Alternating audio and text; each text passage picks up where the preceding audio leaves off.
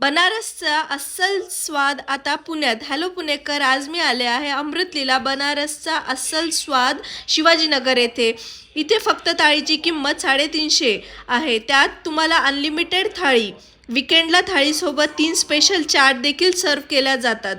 आम्ही इथली स्पेशल थाळी ट्राय केली. थाळीमध्ये कुरकुरीत समोसा, पापड, विविध प्रकारच्या भाज्या, स्वादिष्ट पनीर, पुरी, चपाती, साजूक तूप सोबत 3 प्रकारचे राईस, साधा राईस, दाल खिचडी आणि फ्राईड राईस.